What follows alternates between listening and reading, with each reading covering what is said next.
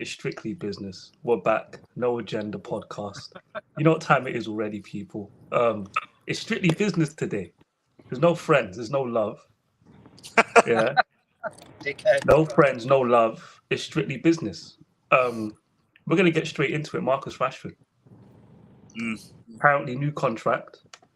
Speculation on 375, but we know the media like to overhype things. But people are reacting to these numbers. Notably, one person. Should I get his tweet up? What did your tweet say, Johnny, when you saw this news? What did you say? It were a positive one, let me put it that way. Remind us, what did you say? Let me say, This is not going well for me, man. Sorry. I'm going to try again. Still can't hear anything. Nah, Jimmy can't hear us. Let him leave and come back. Wonder why that is, though. Yeah, it's weird. Very strange. So I put Marcus Rashford, new contract, £375 per week. I'm going off top of memory here. Fucking scandalous. Now we're stuck with him starting week in, week out. Something like that. But what do you mean stuck with him? What does that mean? We're stuck with him? Stuck with him in what sense? Well, how's that a negative? How's it a negative? How's it a negative? I don't think he's good enough to be starting week in, week out. What does that mean, though? Based on what? I'll explain. I don't think a lot of the I've been saying all season, yeah, I'm not doing this agenda thing. I've been saying all season, I don't believe in a lot of these players. And he's one of them. I don't believe that. Yeah, but Marcus Rashford is a player you wanted sold in the summer. You didn't think would come back. He's come back, beat you over the head with 30 goals, and you're still finding a way. No, there's no landing, and you still find a way. And you still found a way to hate on him. No, you still find a way to every step of the way. You doubt and you hate on this boy. 1920, doubt and hate. 2021, doubt and hate. 21-22, you got what you wanted because he has his worst season. So now you've got what you want, yeah? And everybody said, don't give him a new contract. He has to prove himself. He comes back, proves himself, and you're still not happy. People are still complaining. If you would have paid him a year ago and showed some faith, you probably would have got him on a cheaper deal, by the way. So let me guess. You're going to tell me, wait. Let me guess. You're going to hit me with the, we won't win a title with Marcus Rashford in the team. No. You're going to hit me with that line, isn't it? So he comes back and he has a purple patch, and now we should just give him a new contract. What purple patch? He was consistent throughout the season. What purple he wasn't. Patch? Yes, he was. Consistent all season. Marcus Rashford is a goal scorer, but no goal scorer scores equal proportionate amount of goals from game 1 to game 40. They have a point in the season where they stop scoring goals. Rashford's been missing since fucking end of February. As a goal scorer, he's shown up all season. Facts. No, he hasn't. No, he hasn't. You're lying. That's a lie. Yes, he has. He's not shown up all season at all. Yes, he has. Go look at his drop-off since end of February. Ghost. Go as a goal scorer, he showed up. No, he hasn't. Go check it. Mr. Devil in the detail. Go check since end of February. I don't need to check it. He fucking fell away. I don't need to check it. Who doesn't fall away? Listen, the year we won the title, you won't remember this because you started supporting Man United a year ago, so you won't remember this, Johnny, yeah? The year we won the title because you were supporting Liverpool back then. Yeah? The year we won the title, 06-07. I'm an old man, 05-06, 06-07. Who remembers what year it was exactly, yeah? Ronaldo gets that goal against Fulham. I don't think he scored for like 7 goals going off memory. But he bagged he bagged 21 goals in the league. There's this myth you must score 1 every 3 games from game 1 to game 38 or you dropped off. But Daniel, listen. Over the course of the season, he did exactly what he was supposed to do as a goal scorer. We're going off topic. We're getting off topic. Is he worth the contract, Johnny? No. Why is he not worth the contract? I don't think he's a 375 grand a week fucking player. He's not based on what? Okay. Title. So earlier on in the day. So listen. No. I want to ask you a more specific question. Question. No. I want to be more specific. How did you come to the conclusion? What's your measuring stick for what a player's contract should be worth? I look at Rashford and it's very simple. At Man United, I need players taking me to a title. He's not taking me to a title. He's not. He's simply not. Not as a starter. I think as an impact player, I think he could have an important part to play. But as a starting fucking forward, week in, week out, I don't believe in him. And no spreadsheet or GA or anything is going to make me change my opinion. I don't believe in him like that. But what if you have Let me finish. That's fine. That's fine. No one said, wait. That's not to say that I think he's that's not to say that I think, sorry, my finger. That's not to say that I think he's a bad player at all. Sorry, my bad. I'm not saying he's a bad player at all. Far from it. I think he's a good player. But do I think he's a title-winning starter? No, don't. Fuck off with this title-winning starter. Now you got me swearing. All this title-winning. No, because it's the most lazy. It's the most lazy argument that I get from. Let's get something clear. You see, City, yeah, that we need to try to flip and get to, because it's not Liverpool or Arsenal, it's City, yeah. All of their best players start less than 30 games in the Premier League. Man United fans are obsessed with this silly starter narrative, and the reason why you guys have created this narrative is because there's 2 football players in this team you don't like, Bruno and Rashford. And because they're overplayed by consecutive managers, you've pigeonholed yourself into this silly argument about guaranteed starter. Marcus Rashford is good enough in a title-winning team, I don't care what no one tells me, to start 26 matches for a title-winning team in the league. He's good enough. He's good. Do you know why? Do you know why? Because in a title-winning team, you're going to have other players who are on his level or better. The problem at Man United for the last 4 to 5 years, we don't have multiple players at a certain level. If you go tier 1, tier 2, tier 3, even if you want to say Rashford is tier 2, that's fine. How many tier 1 players do we have? Barely any. How many tier 2 players do we have? Barely. They're all tier 3 or worse. And you people want to crash it on Rashford all the time. But the question was, is Marcus Rashford worth that contract? I don't want to hear this title-winning nonsense. Based on what? What's your criteria for a contract? I don't think it's worth that fucking kind of money. What's your no? I don't think it's that level of player, Daniel. Well, what does that mean, level of player? What does that mean? But I'm going to go back to the title again. So you don't think he's as good as him? Okay, wait. Do you think he's as good as Mbappe? No way. How much is Mbappe on? I have no idea what Mbappe's on. I know he's on something like. All right, you know what? Elzo and Bryant, you're not involved. You guys stay over. Respectfully, Jimmy as well. Let me get Jimmy back. This is between me and Johnny. Yeah, this is between me and Johnny. Johnny, this is what happens when you be a constant hater. See, I feel I like don't give a fuck. The hate towards our own players is getting way out of hand. I don't give every day. I don't care. I don't care. No. Players, what's wrong with you? I've got like a rough sample size for people, and I don't care if people don't like the source. Go find another website if you want. This is the website I'm using. Yeah. Look at the top earners for Aston Villa. They've never been in the Champions League. They haven't won the League Cup, FA Cup, or Europa League, and they don't have the commercial value of Man United and what we do in the market. And yet, just because they're a Premier League team getting Premier League money, look what they're giving their top earner. Yeah. We'll go next. Let's go look at. We'll look at Chelsea. It will bloody share the screen. Will it switch? I have to share another tab. If I look at Chelsea now, it's going to be just as bad, if not worse. Yeah. But look, Luka Dean 150. They got Kamara on a free transfer 150. You guys want to tell me Rashford isn't worth 375? Based off what? Hold on. I'm gonna share more screens. I'm going to go through all of these one by one, just to stick it on so man can see. Chelsea's wages. Look what they're paying people. Look at what Chelsea are paying people. Come on. Should I zoom in? You guys can see it. We see it well. We see it well. Lukaku, 325. Sterling, 325. Enzo Fernandez has done nothing so far. 315 grand a week. Daniel, wait, stop. Koulibaly, 300 grand a week. Reece James, 250. Chilwell, 200. Fofana, both Fofanas, 200. Come on, Cucurella ain't done nothing, 175. Kai Havertz ain't done nothing in years. Hasn't done a quarter of what Marcus Rashford has done in the Premier League. He's making 150 a week. I ain't done, Johnny. Nah, you're going to hold this. You're going to feel this in your soul. Can I respond? No, not yet, because I ain't done. You can respond when I'm done. This is ether. Yeah? Let your soul burn slow. Yeah? West Ham.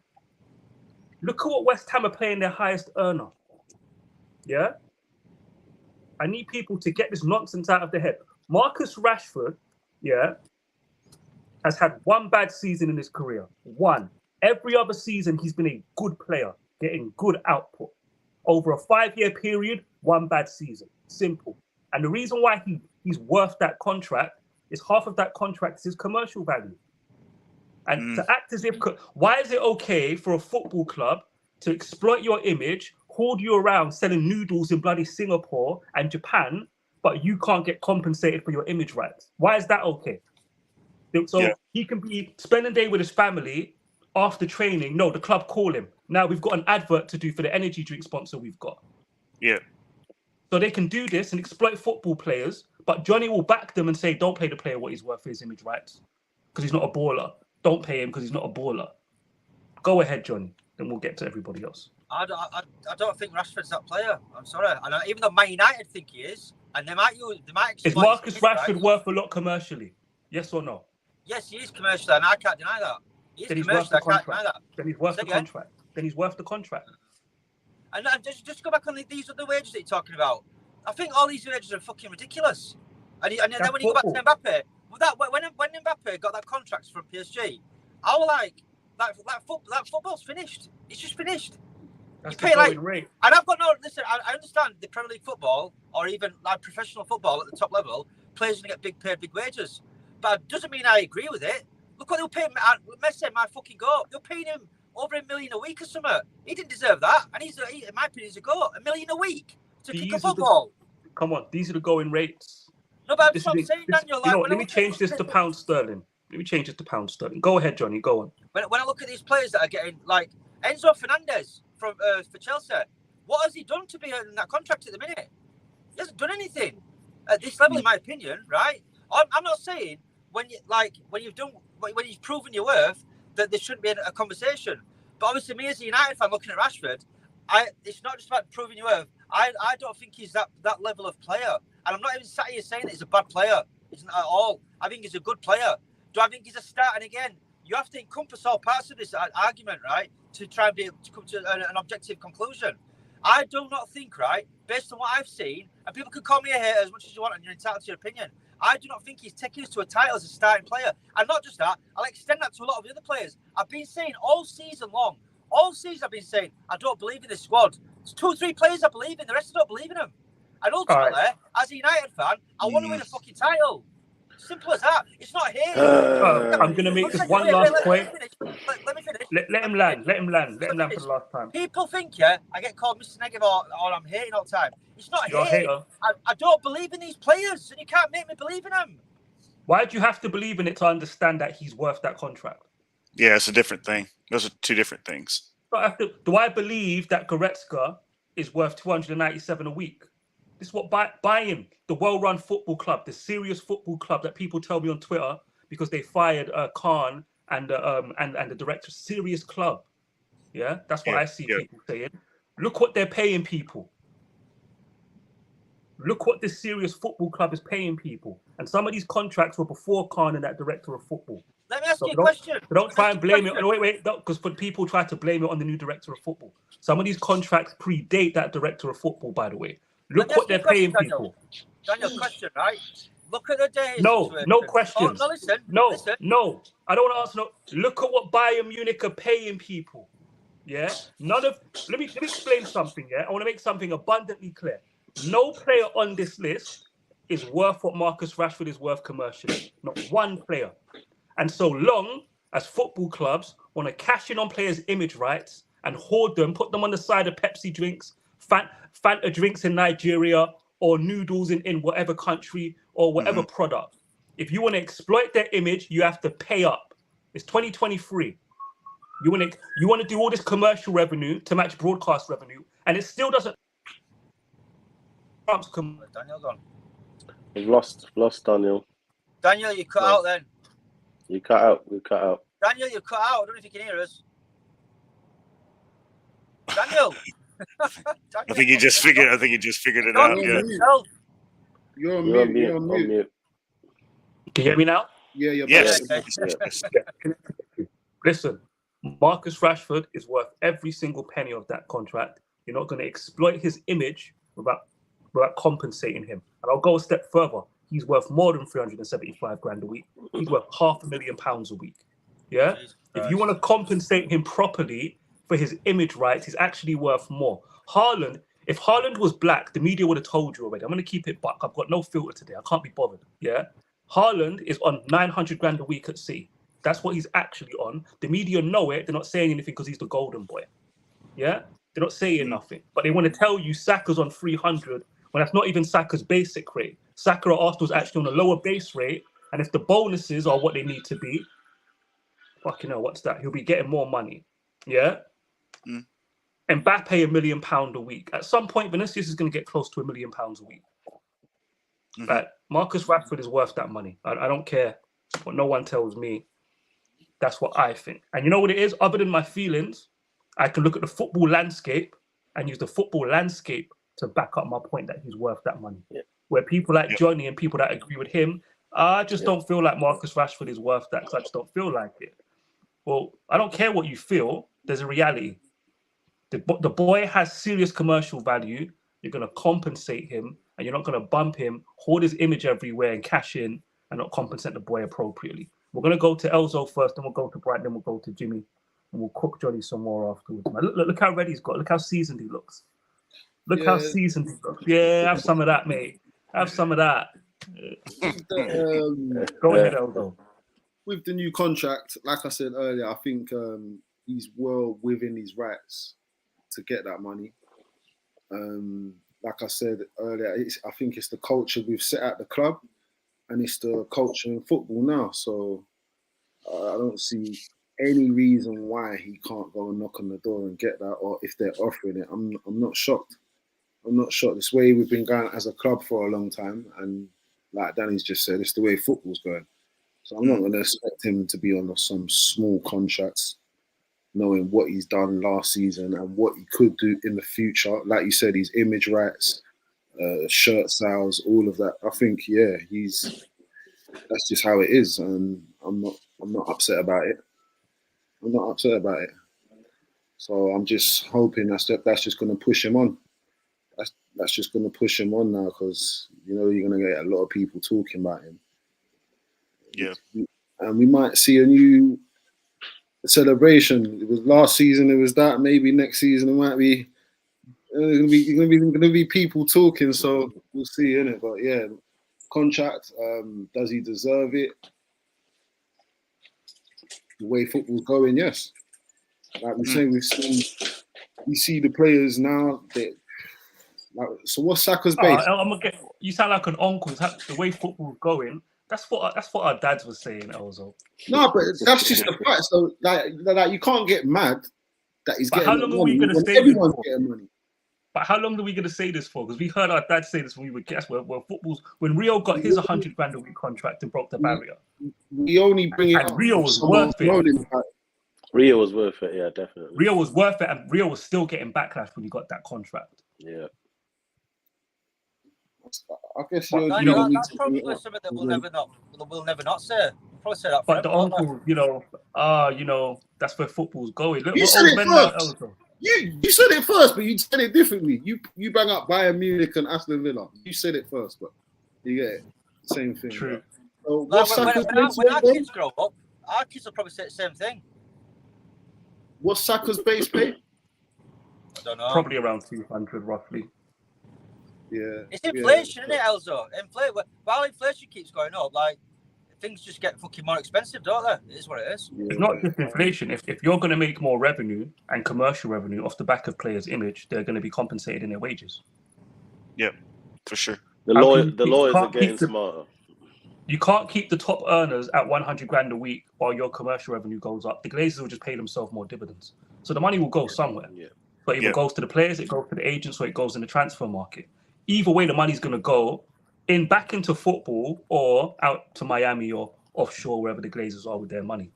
Yeah. Only so many places it go. Do you know what I didn't realise, Daniel, and I can admit it, is until you show me the landscape across Europe. No. I don't want to herald that. Don't be balanced now. Keep the same energy. Stick to your feelings. He's copying pleas. Copying plea agreements. Yeah. No, but seriously, I didn't know the landscape across Europe. I generally didn't. I thought United paid the highest wages, and everyone else was like a lot more subservient to us. But now you've shown us that sort of them figures, like maybe them figures at Aston Villa. It definitely has made me rethink my opinion. Yeah. Richest league in the world. Brian, Johnny, did you think that Villa was getting 70k? No, but I genuinely didn't have a scope of what players across Europe were getting paid in comparison to sort of our players. Johnny, you get players in the Championship that could get 60, 70k. But Johnny, if you're angry about Rashford's contract, shouldn't that be one of the first things you check? Is to what else is everyone else getting? I'm not like Daniel like that. I won't do that. That's not something I would do. No, but I'm saying because if it's making you angry, you have to be comparing it to something somewhere. So, then otherwise the anger is baseless. You know what I mean? Like obviously, if it don't come good, and no one's to say will do or won't do, but then we're stuck with another player on big wages that we can't shift. Look, this is how I'm going to put it. You've got contracts that are purely based on football, but you've got other contracts for a select group of players that are based on football and their commercial value. Marcus Rashford ends up in the latter bracket. KDB is an example. No matter what you think, he's just a footballer. If you took him to Japan, him and Marcus Rashford, they set up a free stand to sign shirts. Marcus Rashford will be all there all day. KDB will be home by 3 p.m. Yeah? There's levels to players' commercial value and their marketability. That's just the way it is. Yeah, that's just the way it is. And coming from the perspective, it's just people need to realize that. Go ahead, Brad. Sorry. Yeah, I was going to say, and coming from the perspective of Manchester United, like Marcus Rashford is more than just one of their forwards. Like Marcus Rashford, when you look at Marcus Rashford he as a player is everything that Manchester United stands for. Like is who they are. It's a player coming through their youth system, getting into the first team and being successful in the first team. Like now, has that success turned into trophies consistently over the amount of time that Marcus Rashford has been in the team? No, but that's not solely on Marcus Rashford. That's a result of how the club is run overall. But Marcus Rashford as an individual is perfect marketability for Manchester United Football Club. Like, and he would be marketed differently than say a Cristiano Ronaldo would be.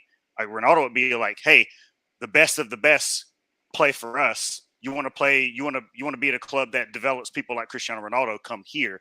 But for Marcus Rashford, it's like, hey, if you are from the area, if you're in the youth team and you want to have a career that looks like this, like this is the place to have that dream realized. Like it's far more than just his ability on the football pitch. But the other thing for me is that, like, and look, I'm not trying to be rough on Johnny, but like, man, these guys are right, bro. Like, I know you don't believe in the squad. I know you don't believe in the players overall, but there are two players in particular, two players that you attack more than most, and Marcus Rashford's on that list. So, like, I'm not shocked. I'm not shocked that you are so frustrated at the supposed figure of money that he's getting paid, but you're not even taking into consideration. Right. Well, hang on. You're not even taking into consideration as to why he's being paid that, or like the landscape of what's happening for him to get that money. And on top of that, let's not even forget the fact that Marcus Rashford isn't getting given a new contract for no reason like players have in the past, because when Ten Hag came in, all contract negotiations stopped. So the fact that Marcus Rashford is getting a new contract is a result of Ten Hag rating the player, whether we rate the player or not. So like, and that doesn't mean that Marcus Rashford's standing in the squad can't change as Ten Hag is able to buy more players and make the squad in his own image. Marcus Rashford's position in the team could change. But for now, given the current landscape of the team, especially given that Marcus Rashford was our offense for the better half of the season, he was it. So of course he deserves it. There's barely any other players in the team that deserve a new contract over him. Without him, we score no goals. It doesn't make any sense to me. What the vitriol is. I don't get it. Jimmy, do you get it, Jimmy? Making sense to you? It makes no sense because, I mean, a good demonstration of why it makes no sense is, Johnny's coming saying he's angry about the contract and he doesn't like the fact that we're offering him all this money, and yet he's made no comparison to any other aspect Jimmy, of football. Got that wrong. No, because you just said, Johnny, you just said you haven't. Don't misquote me. No, you got that wrong. No, but you said you didn't look at anything else. So why are you angry at this contract if you're not? If you're not, don't touch shit on my name. I was on the space earlier. Well, go on. So go on. Go on then. What were you saying? Because that's why I don't understand. I've got no problem with any player getting paid the money and looking after the family. No problem with that at all. I said that on the space earlier. Looking after his family, you've secured the bag. That's fine. I don't think, from a club point of view, though, I don't think he's worth that. And I think, like, I don't think if he doesn't perform, right, going forward, we're going to be stuck with another player that we can't shift. That's where I'm coming from with it. Then you don't understand. Why are you talking about shifting him? Why are you even talking about shifting? I can't hear you. Shift him to where? What do you mean we can't shift? Shift him to where? He's a Manchester United player. He's playing for Manchester United. So shift him for what? For what reason? What if he doesn't come good with that big? We've seen players before get these big contracts and not. But Johnny, what if you can't? What if is not a reason to be angry about a contract? Because if you use what if, we can say what if about any player. So you can't use what if. But anyway, look, I didn't want to have this conversation in that way. But the point I was making was, to me, the value of Rashford is unquestionable to us as a club. And you know, if you just look at the commercial side, Rashford is a ridiculous asset. Rashford is an absolute money machine. He's an absolute money. He is a cash cow for Manchester United. And Rashford represents a very unique type of player for Manchester United because he ticks a lot of boxes in terms of the way that he conducts himself as a person. You don't see him wilding out too much. So he's quite an exemplary lad in general. And that's really important for Manchester United when they're putting these players up front, because as a club, you want to put that image forward. If you look at the way that we know he trains well, we know he's a very hard-working player. That's what Manchester United represents. So that's very important. So again, when you then start adding how attractive he is to all these commercial entities, there's no way how anyone can question why Rashford is being offered this contract is beyond me. Now, if you go into the footballing side, I get angry when people are talking about, like Johnny said, oh, we're stuck with a player we can't shift. You shift him to where? He's a great player. He's had an amazing season. He's been the top goal scorer. He's not a great player. Look, he is, Johnny. He is He's a great player. Whether you like it or not, he is. Whether you like it or not, he is one of the top players in the Premier League, and that's not even a debate. You can look across the footballing landscape at the moment. I'm telling you, if you start making a list, you find that you will mention Rashford's name quite quickly. So when people are telling me that he's not worth it, when commercially he's an absolute gold cow, and then you look at the football side, he's given us what we could have asked from him as an attacking player, and we know that when the team gels more, when the midfield gets better, obviously it means Rashford's even going to get better. So why anyone would talk about shifting Rashford like he's some player who's not performing for the club, again, is beyond me. So to me, contract, absolutely worth it. If they said 450, I wouldn't have even asked any questions, because for me, he is probably the most valuable player that we've got at the club. And you know what bothers me? What they'll do is they'll say you can go get a Rafael Leao. Leao just had a very average season at Milan. You would kill somebody like Rashford for having an average season.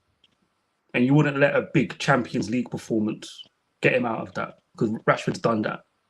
And people were still hating on him when he did that against PSG twice, by the way, 2 different seasons. So people always say the grass is greener. How about we make the grass greener at Old Trafford? Yes.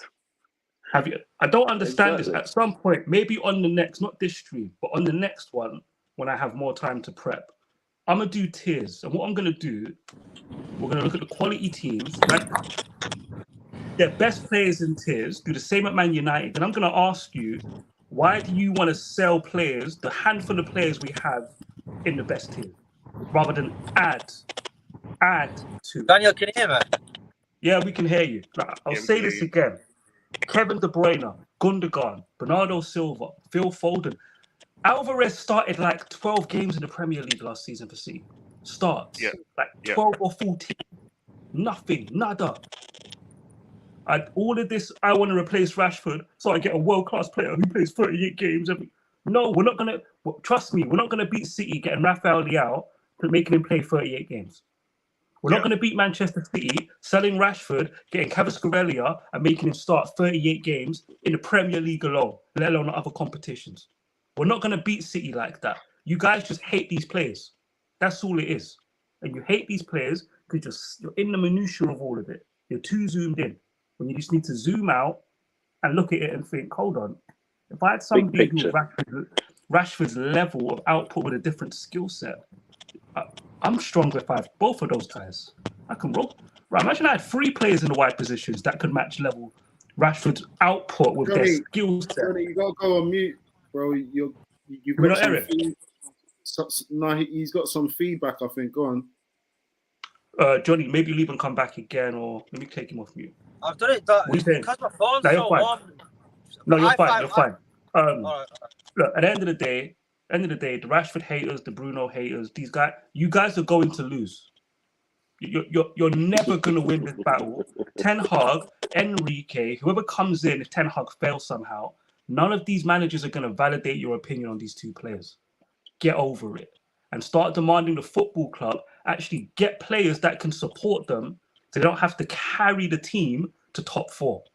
Because that's what Rashford and Bruno do. They take the team to top 4, 3/4 of the mountain, and you get angry. That's as far as they can go, rather than ask the expedition team, yo, can you get more tools for the team to get higher than 3/4 up the mountain? We're trying to get to the top of the mountain. We need more tools. But nah, Johnny's like, I don't care about the tools that got us 3/4 of the way. Bin those tools, get brand new ones. Cool. We'll see if that strategy works. We'll see if a manager ever goes with that plan or strategy. But they seem to be contradicting you. Can I ask something, Johnny? Because I've been trying to figure out all day what was going through your head. So the Luke Shaw thing today, he come out of a statement. I can't lie, I'd love a few of them to come to United. I'm not gonna lie, speaking to them. I deleted it. I deleted it. I was just being a dickhead. I know their qualities. I would take them in a heartbeat. And what did you reply to that? I deleted it. I was just being a dickhead. I deleted it. Shaw thinks it's all going to be fun and parties. For fuck's sake, great mentality. Can you just help me understand what that means? I was being a dickhead. So you know you was. There's no need for that. I said I was being a dickhead. I deleted it. It's not there anymore. The players are just saying something decent. They're going to England. They're trying to get the best English talent. If I can remember back, when we was at our best, we always had the best English talent in our team. We'd probably have about 5, 6 starting for England. And then now he goes and says a statement like that, which I would think people would want to hear. And he just gets shot. And you said he was being a dickhead, so let's just move on. But I really couldn't understand where he was coming from. So let's just move on, man. But yeah, man. Right, look at Johnny sweating. He's red. I told you we're going to season him up. I'm not sweating. I told you we're going to season. Go back to the start of the stream. Go back to the start of the stream, take a screenshot, and then compare it to now. He's been seasoned. I'm not sweating. Like, none of you are going to make me sweat. None of you is going to make me run. Like people said, it comes out, Johnny's run. I won't run fucking nowhere. I'm one of the most confrontational bastards. All right, make your point because we need to move on. Make your point. I've got no point to make. No, no point to make. No? All right, cool. All right, in the comments, do me a favor. We're going to be doing some player comparisons. A lot of talk about goalkeepers, etc., etc. So I'm getting the comparisons up. Going to talk to the man them about the goalkeepers we're being linked with and start discussing if we like any of these goalkeepers at the football club. I want to start with David Raya, actually, because I feel like he's a little bit, I don't know, is he just not popular anymore? Because Man United players go out of fashion. Because he was a popular goalkeeper. David Martinez is quite popular, Daniel. He is. We'll go through him as well. But David Raya was a goalkeeper that's very popular with the fan base. Last season and the season before, but that's not so popular. So in the comments, we'll do a little comparison. Who do you want me to compare Raya to? I only did this a few times on Twitter just to do a little taster at the early point in the season. Johnny, man, so you know what it is? When I look at my laptop and I see your hand, Johnny, it's scary to see it in the camera. It's like an alien or something. Yeah, it's probably lucky you don't see my fist. Yeah. Alien worm or some type of weird. Yeah, in the comments, let me see. First person who names a goalkeeper, I'll do the comparison. So I'm just waiting. Let me know in the comments who you want me to compare David Raya to. Mandem, we'll go Jimmy first, actually. Give me your thoughts on Raya as a goalkeeper. Would you take him at Man United? Yeah, he's been top of my list just because, for me, mainly because I know that we're going to have to, because if the De Gea thing keeps going the way it's going, it doesn't look like it's going great there. So if he did leave, then we'd be in a desperate situation to get a keeper. So I think either way, if we are going to get a keeper, we're going to spend quite a bit of bread on it.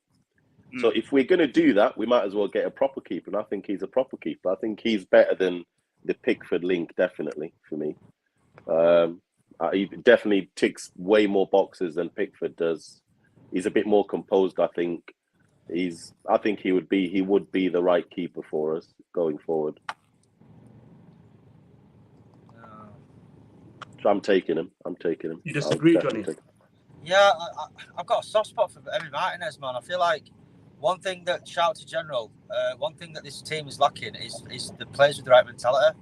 And I think Emi Martinez, I feel like if he's to come to United, I don't think the club or the weight of the shirt, if you will, would weigh him down. I think he'd actually thrive in it. And I think he's a very good goalkeeper. And I think he's got the exact mentality that we need to bring to that dressing room. I think he's underrated personally. We'll get to Martinez next. What's your thoughts on Raya? I've not watched enough of him, Daniel. I'm not gonna sit here and chat shit. I haven't watched enough of him, so I can't really comment.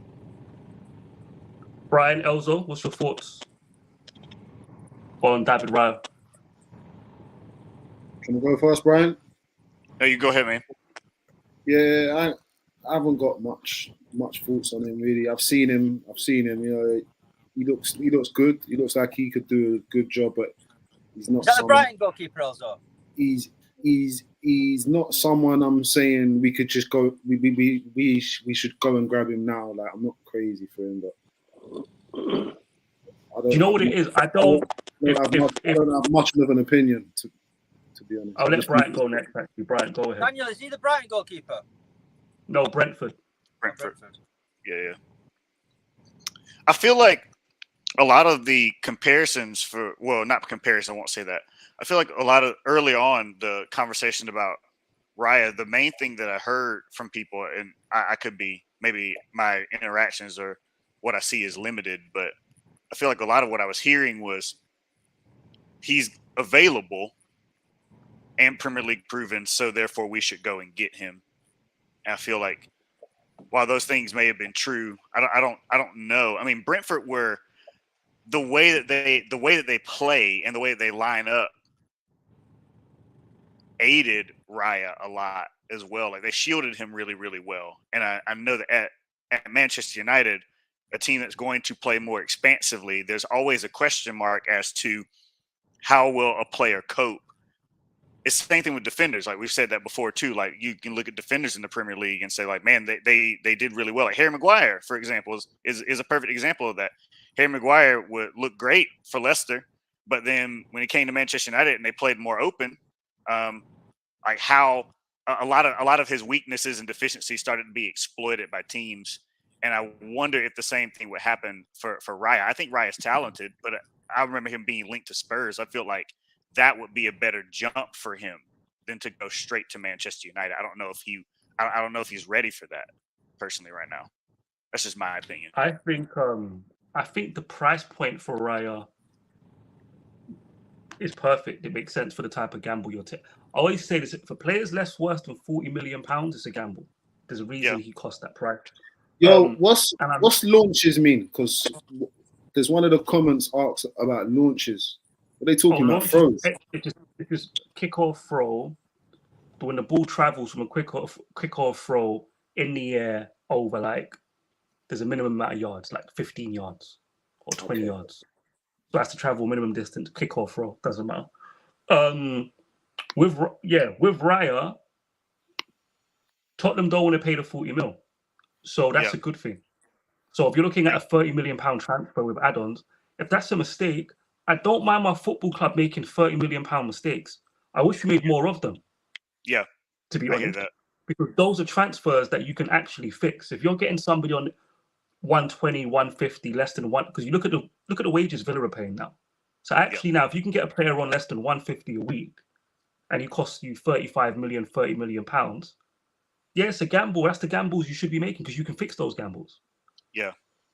Right? I guess like, for me, everybody, go ahead. I was going to say, I guess for me, I didn't know either, Shubs. I didn't know either. Sorry, guys. Go on.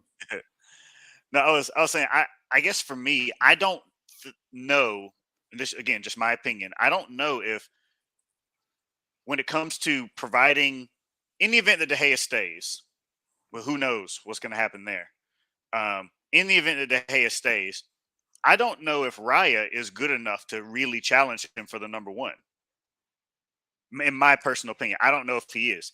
I feel like Raya has attributes that Manchester United fans want in a goalkeeper that De Gea lacks, but I also think that we would lose a little bit in shot stopping when it comes to Raya. That's my biggest thing. That's my opinion. No, the stats disagree. The stats say otherwise. Not even. I tell you right now. So I'll give you an example. I want to do the comparison with Raya and because De Gea. I'm still people now. David De Gea, literally any goalkeeper you put, and these aren't stats. These are advanced. These are advanced analytics. They ain't basic stats. He doesn't beat anybody. You can compare David De Gea to any decent goalkeeper. The advanced analytics tells you he's worse. And there's this myth because of his reflexes. If you watch Aston Villa enough, you will learn Martinez is a better shot stopper than David De Gea all round. Because he can match David De Gea's. Because David De Gea's reflexes, by the way, has declined. He pulls it out every now and again. But he can match him on the reflex saves. But his positioning and reading the game is better. Oh, and by the way, why do you think De Gea's got so bad? Hold on. I don't want to get into that.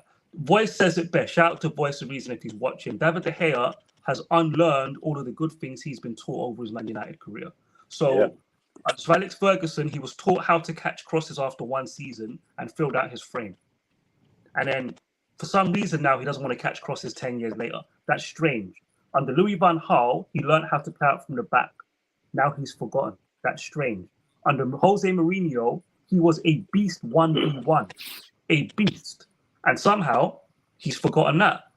To quote The Voice, nothing sticks with this goalkeeper because he has a weak mentality. Simple as that. It's probably his mindset. And once you put him on free... And it's funny, if David De Gea was a different nationality and a different pigment, people would be talking about why did he decline after he got that contract. And I don't care. I will say these things bluntly because I notice people will question these things with players from working class background or black football players or if you're a certain nationality. But this goalkeeper, David De Gea, gets that contract. You see his game decline. He's basically he's a goal line goalkeeper, and no one wonders, oh, did the 375 grand a week contribute to that? No one ever questions it. Why? Because he's a good, nice guy from Spain who just gets a pass for whatever reason. I want to get into this David Raya, Emilio Martinez. Just look at them comparison very, very quickly. So what's this saying? This is saying that the things that what do Man United fans care about? Passing. Okay. It's saying Raya's got the edge. Their vision equal. I don't care about dribbling or heading.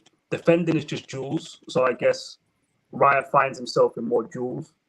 Physicality, though, they're going with Martinez, which ain't a surprise. If you get to the more advanced stuff, what I find interesting is whenever people tell me about Raya, they keep telling me they don't trust his passing for some reason. But his distribution, it doesn't rank poorly. We'll compare him to better goalkeepers in a second. But if you look at saves, they're saying he's Clara Martinez.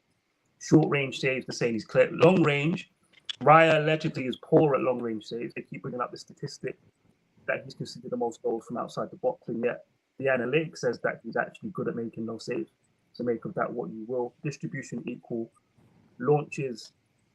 To be fair, he hits Tony pretty well. I don't know if Højlund's a target man. Maybe that's something the football club are looking at. And then recoveries, which is sweeping. Both of these goalkeepers sweep. Don't let me go get David De Gea sweeping. You know what? Let me go get it. I'm going to go get it. Just so people, look where both of these guys are. Recoveries is sweeping. Yeah, look at where these guys are. If I just go and get David De Gea quickly, yeah, and then I'll move on from this. I'm not going to stick on this too long because I want to get to Mason now. Martinez is someone that I have a stronger opinion on. I do like him. I do like his attitude towards the game. He's someone that looks like they hate losing. They always want to win. He's aggressive with it. I feel like that's, if we're looking at them two there that we just had up, I'll definitely say Martinez. I do like his attitude. All right, stick on Martinez. Let me get Martinez up. And then you'll see, when I tell you, this De Gea guy, there's a reason Suyash is so, and Suyash lives in the data. So when he's seeing it with his eyes and then the data's backing it up on a even more advanced level, That's why he gets onto De Gea so much. And he'll even go into... I've told him to leave David De Gea shot stopping alone, but there's a reason why he goes onto it. You don't measure shot stopping by clean sheets. You look at prevented goals as an example. And David De Gea, when it comes to prevented goals, is like on minus. He's not on a plus. Raya's higher, Martinez is higher. They're both in the top 10. David De Gea ranks low. I think he's like 17th, 16th in the league when it comes to preventing goals. But because of clean sheets and silly agendas about Bruno Fernandes and creative chances, we have to listen to Enke and other people talk to you about clean sheets and their value in spaces. So they don't want to be objective about football and what these statistics mean. My apologies, it's taking so long to load up, but I compared David De Gea to 1 million goalkeepers, and he'll just, it confirms what we know. All right, cool. This is all seasons, but I don't think all seasons is fair. Let's go. Let me just do the last season once this catches up. Apologies for the delay. What's your thoughts on Martinez, Brian? I like him. Yeah, I like Emiliano Martinez. I do like his attitude. I think that's probably one of my favorite attributes about him is his attitude. I guess I would probably prefer a goalkeeper that's probably a little bit younger than Emiliano Martinez coming in. But I do think if he was to come in, I mean, he has a lot to offer. So I do rate him. I think he's a good goalkeeper. He's a World Cup winner. I mean, what's not to like about the guy? So the thing that stands out immediately, distribution, recoveries, you can just see. Even just little things like launches. And I've compared David De Gea to Pickford, Costa, Onana. He either matches people, but he never beats anybody in anything. I'm surprised De Gea's even got 3 bars on his distribution. I think that's too. I think that's like overdoing it. And nobody rates Martinez's distribution. He's still ahead of De Gea. If I go to the next tab, actually, quickly, I'll go to the next tab. If you've got a good memory, you can remember. Let's go look at Pickford and very quickly. It's just for the audience, really, because they're asking it. We'll look at Onana, just so you guys can see it side by side. Onana versus Pickford. That's based on all their seasons, though, so let's actually make it based on last season. Because Onana, trust me, that Champions League final doesn't represent his career. I promise you it doesn't. Like, anyone that's watched him will tell you, wow, what a performance. That don't reflect how he's even last season for Ajax. Trust me, he weren't performing at that level. I promise you he was not. These two, again, look at the data, there's not much of a difference. You look at some of these metrics, Pickford's actually doing better. The one area where Pickford is suspect is just mistakes, is errors. Pickford's a guy who will make a mistake at any moment, and you don't know when those mistakes are going to come. But actually, fundamentally, shot stopping, sweeping in particular, is very, very good. Playing out from the back, he's decent. Daniel, just do a comparison between like Alisson and sort of Daya, just to see the gap between them. All right, we'll do it on that, then we'll move on because I want to get into some other talking points. Elzo dropped out. Let me get Elzo back in. Just curious to see what the actual gap is between them both. And Alisson, are you sure you want to see it? Yeah. I don't want to see just visually the gap between them both. I don't think you want to see that. I do. I actually do. I didn't say one of his better seasons. I think the people watching might need to see it too, just for illustrative purposes. Illustrative purposes. All right, cool. Let me get it up. My bad. And trust me, this ain't my internet. This website's just slow for some reason. They need to improve this. When it's loading up, let me share the screen. All right, Johnny requested Alisson versus De Gea. I mean, basically, it's like a glove holder. I can already see it. You guys can't see it yet. Yeah, you can see. There you go. Yeah, there you go. When you look at this now, there you go. That's where it looks like. Look at the difference. And this ain't one of his best seasons. Right, this ain't one of his best seasons, by the way. Right, this is an average season for Alisson. Look at all the recoveries that Alisson makes. Yeah, of course. And it's, like I said, it's only one of his best seasons, but he's going to be clear of him. When it comes to recoveries and distribution, everybody in the world is ahead of the hair. Like, everyone. There's no goal. You can challenge me to name a goalkeeper. Look at the difference in distribution. Fucking hell. Right. There's no... And if I show you now, I'll do one more.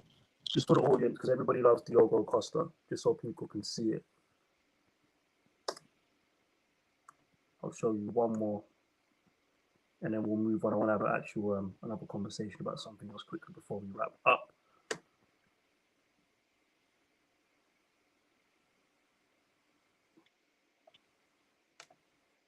But yeah, I already know what this looks like. I'll be honest with you. Like, I already know what this. I look at this stuff all the time. Like, David De Gea is just. All right, Daniel, do me a favour. Kick that fucking fella in King of Rap out. And it takes a lot of restraint for me to not bash the hair. I could bash the hair and grow my following. Right, Daniel, like some Daniel, block that King of Rap. Who's that? King of Rap. Block him, prick. We won't be doing that, Johnny.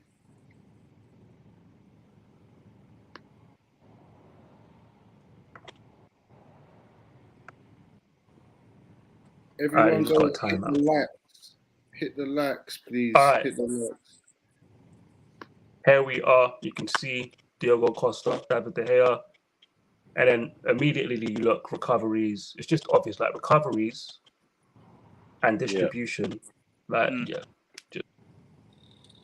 And it's like that for everybody. Like, there's no goalkeeper worth their salt that isn't beating David De Gea on recoveries and distribution.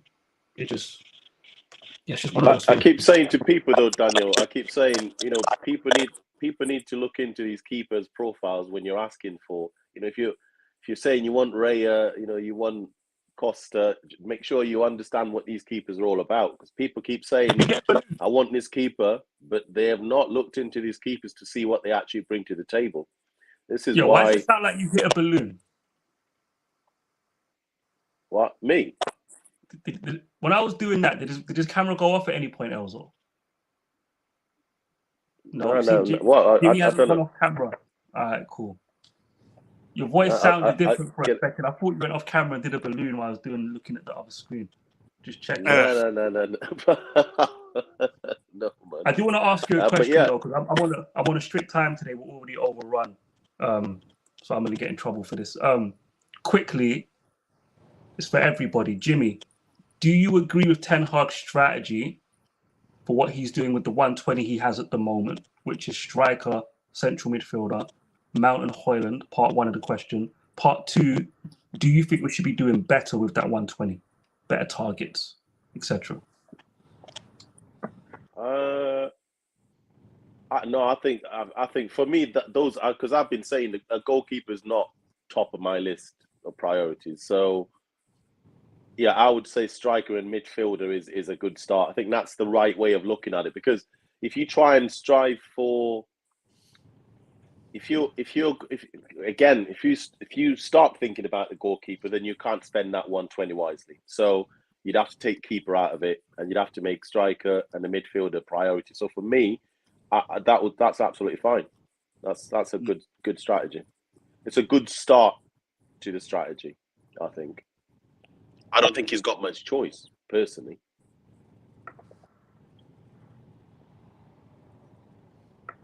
I don't know what Brian, we'll go to you next. Yeah, I mean, I feel like Ten Hag is really forced to kind of just do his best with.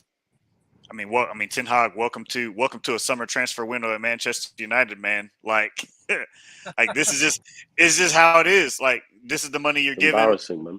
You have to generate the rest through player sales, and it's hard to sell the players because of the wages that some of them are on. So, I mean, for him, he's got to assess so much. Like, he can't just make a decision and then get the money released, right? He's got to say, I've got to prioritize a position.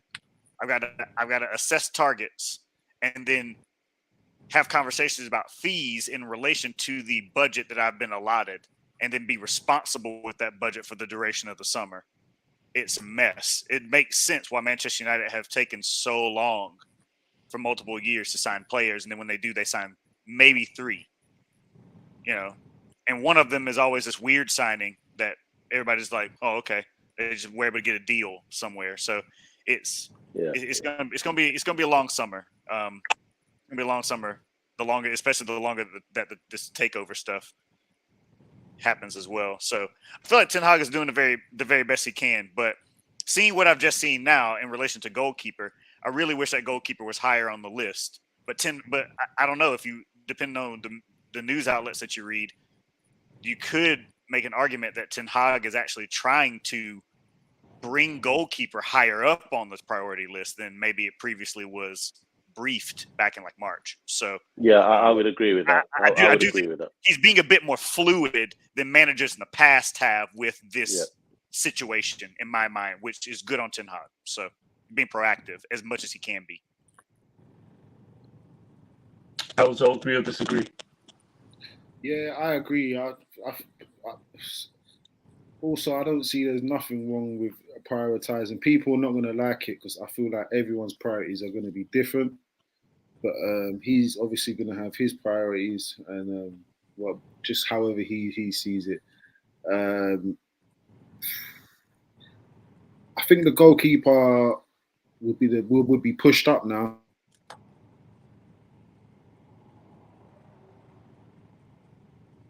Pushed up the queue. So, but yeah, priorities is a normal thing, man. And some people, what you say?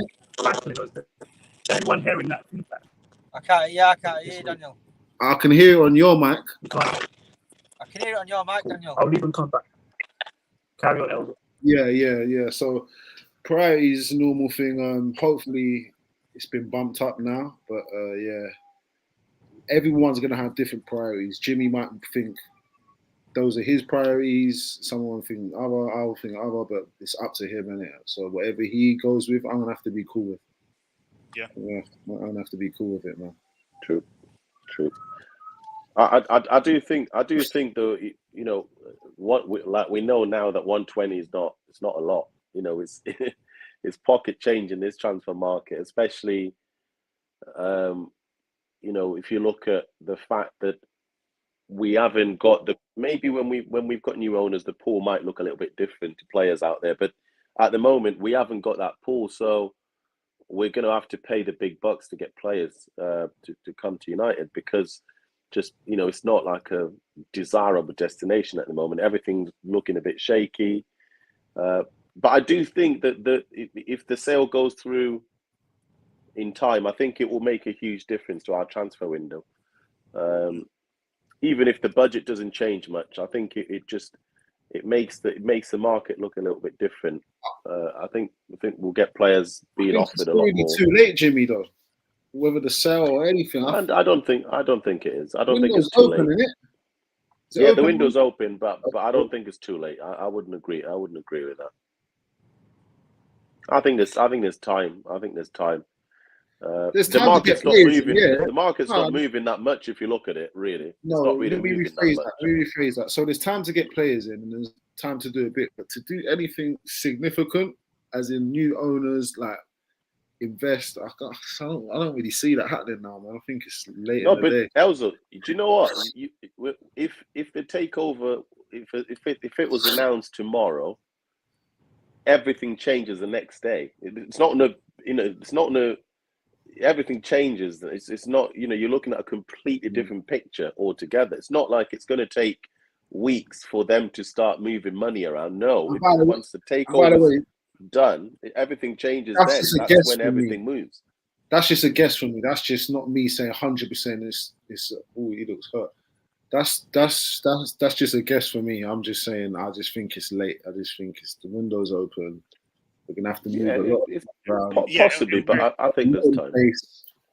So we're already seeing conversations about. I mean, we can take a look at, you know, a player like Kim Min-jae, for example. You know, we see that Manchester United were clearly interested in him, but they can only have conversations up to a certain point because they don't know money-wise what things are going to look like, and they you can't release a certain amount of money. Like I firmly believe, like if Højlund wants Man United that badly, and Man United are interested in him, if we were run properly, we would have signed him by now. Yeah. we would have signed him by now. But because we're having to manage this set amount of money while trying to stick to the manager's goals and vision of what he wants to build, like they're pinching pennies at every turn. They're pinching pennies at every turn, and it makes it so difficult to, like, Manchester United used to be cash rich, and when they were cash rich, we would sign 6-7 players in a window, but then repeated season after season of lack of success, not finishing in the top four, not winning trophies, you don't get as much revenue year after year. And so now Manchester United they're hamstrung when it comes to their money. You know what I mean? So like now they're having to operate on a shoestring budget in comparison to the bigger clubs in Europe. Whereas years ago, when we signed Angel Di Maria, the year after he was man of the match in Champions League final, that wasn't the case. Finishing in the top four this season for Ten Hag and then winning trophies and continuing to do that year on year will help get us out of that, in addition to getting new owners. But going into the summer, man, it's a nightmare. It's just going to be slow. We're just going to see us get linked. It's going to be painful. Yeah. I mean, we would have signed Mason Mount by now. Like, we would have done it. We would have. I mean, if you look at the Kim Min Jae deal, that would have been done quick, very quickly. I mean, clearly there was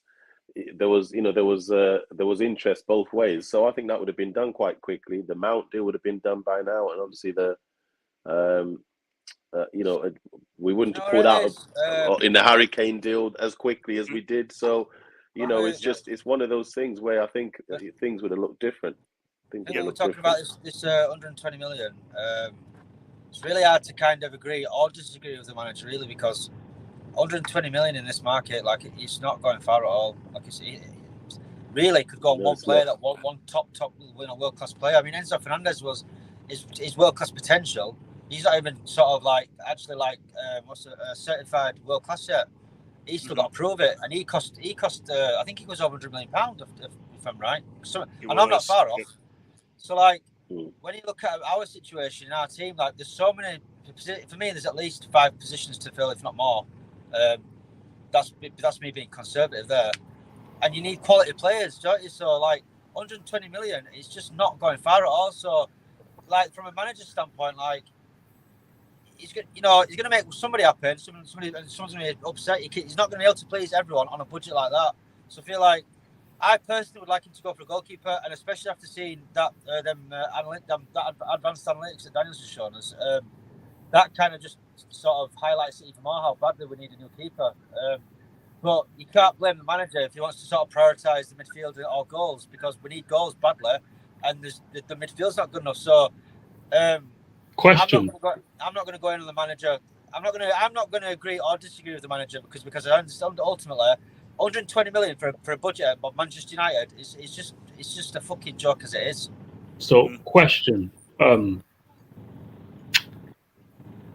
would you rather see Ten Hag, open to anybody, go for an unknown player rather than Mount, and somebody even more obscure who in football comps looked more technical than Højlund with that 120?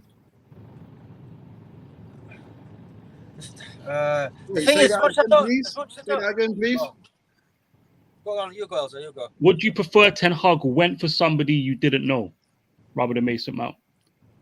So you've got the boy Vega at Celta Vigo, relatively known, but who's watching Celta Vigo? Let's keep it real. I hate that. I hate people that just say the name that they've barely watched. So no, I'll answer that very quickly. No, I'd rather know what I'm getting and try and vision, and then try and see what the vision is. But yeah, no. Do you know what that is, also? If the manager goes for a player that the general consent, the general populace is unknown to, and it doesn't work out, the people just like, see this manager again. He's just getting fucking players. He don't know what he's doing. His talent is shocking. That's what. Well, I will say that's been the case for Martinez. I didn't know much about him, and I was not expecting a player of that level. That was a big shock to me. I thought he might have been a good player or whatever, but for me, he's more than a good player. He's top. He's top to me. Tier 1 for sure. So, yeah. So, sometimes it can work, but that's obviously he was a known player because he was playing for Ajax, and people that watch Ajax would have known him. But I'm just saying, for me personally, it's not someone that I paid attention to. Just thought, okay, maybe we're getting someone decent, and it turned out being top. Yeah. So it could work for you, and it could work against you. So you know what I mean. Look, Shubs is doing the Zubimendi. How many Sociedad games have you watched, Shubs? Yeah. How many real Sociedad games have you actually watched, Shubs? How many? Zubimendi is a good prospect though, but he's a good prospect. And I think his release clause is £42 million. Daniel, I've watched a few different comps of him. On Zubimendi, what I've been told is he's a Basque boy, and you're not getting him out of Spain, and even Barcelona are going to struggle to get him. That's what La Liga fans are telling me. I don't know how true that is, but I guess we'll see whether he moves or not. Follow-up question before we go. And I was saying this to Johnny in the space before. If you gave me a choice between Mount and Højlund or Declan Rice for the same price, I would take Declan Rice. What say you, gentlemen? I'd say Declan Rice. I've not watched 1 minute of this Højlund, so I don't know. What was the other player? Højlund and Mount. And Mount doesn't move me at all. I'm not saying he's a bad player at all, but I've never took to him personally. So, and Declan Rice, I know he's a solid player. So I'd take Declan Rice. Sure. Danny, are you saying option A is Declan Rice and option B is a combination of Højlund? Yeah, that's what Daniel's saying. Yeah, that'd be Declan Rice. Yeah, definitely, I would say because Declan Rice gives you a little bit of what Mount gives you anyway. So it's not, and you need Declan Rice more than you need either Mount or Højlund, I think. You know what it is with Declan Rice, Jimmy? I feel like he's like a McTominay. Like, when I say that, I'm not talking about ability, but like, you know, McTominay, like, if you give him an instruction, he'll carry it out to the T. I get that feeling with Declan Rice, where if the Ten Hag said to him, like, give him a specific job for a game, I think he'd do it like to such a good level. Like he won't. But then his IQ is good enough that he can adapt when he needs to. Like adapt Bruno, Johnny. So, say again, Elzo? Like Bruno. No, not like Bruno. Bruno follows. Not doing Bruno tonight. I'm not doing Bruno follows instructions well, though. So I'm just saying, very well, very well. Listen, I'm not. Bruno's not a bad player, man. I've never said he's a bad player. We're not talking about Bruno. Elzo, would you take Declan Rice 120? Or yes, Declan Rice. I've been. Or Mount and Højlund for the same price. Declan Rice. I've been calling for us to sign him for at least 3 years. At least. I really like him. I watched him live a few years ago. I think he's a really good player. I think he's an effective. Yeah, this kid is a baller, man. He's a good player. And that's what I'm about. I'm about how effective are you when you're playing. Have Arsenal pulled out of the race or something? Have they said they're not? No. It's just going to get dragged out a bit, Jimmy. He's going to go. I'll be shocked if they don't get him. I'll be shocked if they don't get him. He's going to ball out at Arsenal, and people are going to be copying, please, making all types of excuses. And you can tell, for whatever reason, they just didn't watch enough of him at West Ham. They're going to see him doing stuff in the final third and claim he was never doing it at West Ham, but then somebody will go find a video clip of him doing all of these technical things in the final third that people claim he can't do. Even in a game against Man United, towards the end of the game, you saw him weave between two players and then play that ball in behind for the fullback.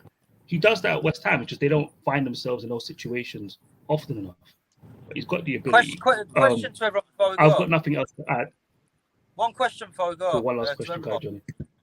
So if you were John Murtough, yes, you're John Murtough, right?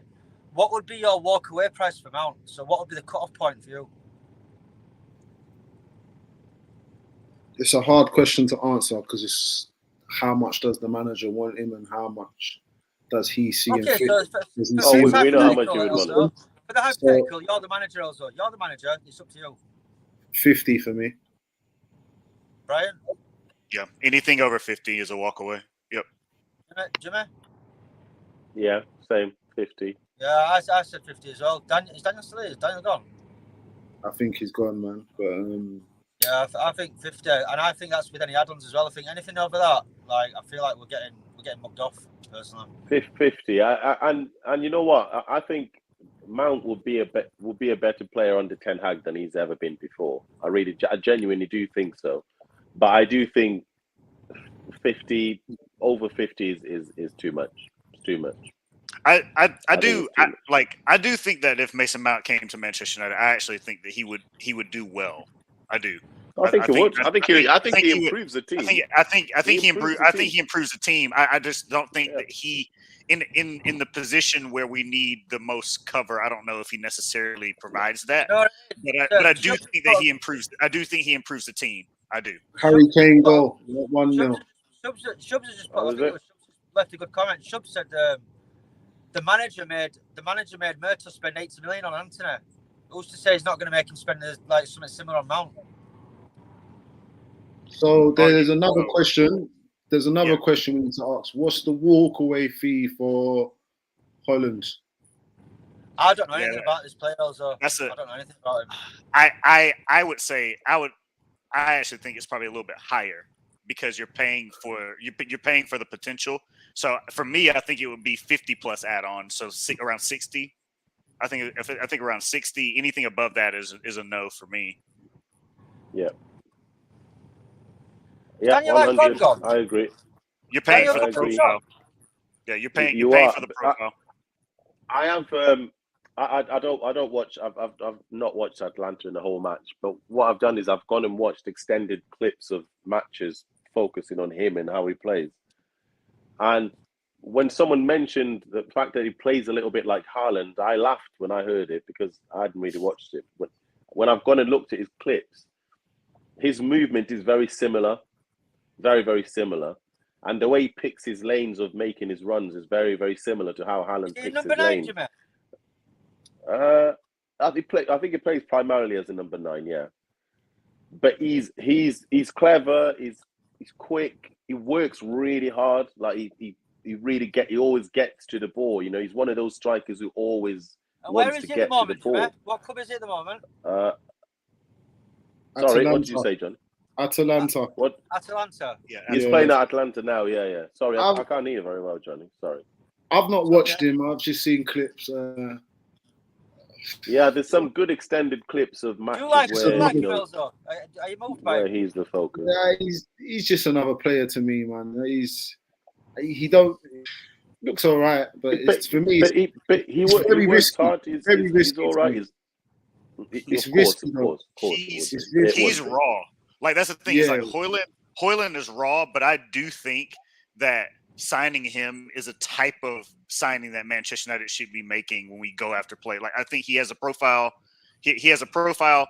He has the ability, and if the manager can mold Højlund into what he wants him to be, I think that's the best. I think it's the best spot to be in, honestly. But I do think that if you bring in Højlund, you have to. We got to figure out like who else is going to be in that position alongside him, because he can't do it on his own for an entire season. So, but I do think that he's good, but he's raw, so he'll frustrate because of his age and immaturity. But I do think that you'll see his quality. Personally, yeah, but I think he would be a good signing to me. I think he's got something. He's going to be a top player. I can see that. I can see he's going to be one of those players. If he keeps working the way that he looks like he works, I mean, he just runs for everything. He doesn't stop. So I think he'd be a good signing. But those stupid prices, 65, 70 million, nonsense. None of that. I'm not having any of that. Too much for a kid who's had one good season, and he wasn't even starting every match. You know, it's not like he's a guaranteed starter, so he doesn't always start. Even when they play the 4-4-2, he's not started, which is a bit like, okay, that's a bit worrying that he doesn't start when they play the 4-4-2. But he's a good player, very clearly a very good player. Yep. But I'm not paying over 60 million at all. It's interesting, man. So you guys are actually contradicting your manager. You don't actually believe in his strategy. That's why you would all rather get Declan Rice than Højlund and Mason Mount. See how people be capping on no agendas, people. They don't trust Ten How Hag. is that? That's They're not not gonna let the him same land. thing. Those are two. Those See are how I two caught them out? You didn't Those are ask two that. different subjects. Yeah, Yeah. you didn't ask that. You See said how I what caught them does out? the manager want and what would See how I you caught want? them out. And on that note, people, we're gonna end the stream there. But that's how you catch man out on no agendas. No, Yeah. no. I believe in not Ten work. Hag's strategy, but they'd rather Didn't all work. blow the budget on Declan Rice instead. So you don't agree. To be fair, I never said that. I was never asked. Yeah, you never asked that, Daniel. There you go. You never asked. You never asked me. I asked two separate questions. Listen, shout out to the man, them. Shout out to Lister. Shout out Shub. Shout out Joe. Shout out Zaza. Shout out Ducky. Shout out Shubs. Who else? Who else can shout? The encyclopedia. Is that DA? That was advocate. Shout out Ace. Yeah, shout out everybody in the comments, man. Make sure you smash like, subscribe, notification bell, all Smash of the that. like, smash the like. Ciao, big up everyone, man. We'll be big back. up, man. Big up. Subscribe to his channel and leave a like. Leave a like. Yeah, you know what? You know, Man Your Magic. Yeah, it's my platform. So on my platform, I get the last word. Yeah, if you want the last word, you know, on your platform, you build up your channel, and you do that. Shout out to Ace. Shout out to Alicia as well. Oh, fuck Greenwood. Stop, bloody hell. We'll be back next week. What's your problem? Like, what's your problem? I said fuck Greenwood. Did I make a Why though? Why? Why? Just why? Free King, man. Not even getting into that. Free King. You know exactly why. By the way, you got cooked, just sweating. You look seasoned all of a sudden. I didn't get. Nobody. I'm not sweating. It's like if you can see, it's very sunny where I am. Nah, see, when I was talking, he dipped out. Did you see he dipped out when I was talking to him? He ran. He was gone. I didn't do no dipping, man. I ain't running from no cunt. You dipped, Johnny. You dashed it 10 toes in that. Bro, you fucking silly little man. Silly little man. In any case, we'll catch you. We'll be back next week. Yeah. See how you're gonna jump on a start space, Daniel. You want to see Johnny and seasoned chicken? That's the only way you're going to get seasoned chicken with Johnny. Tune in next week. Bless up, people.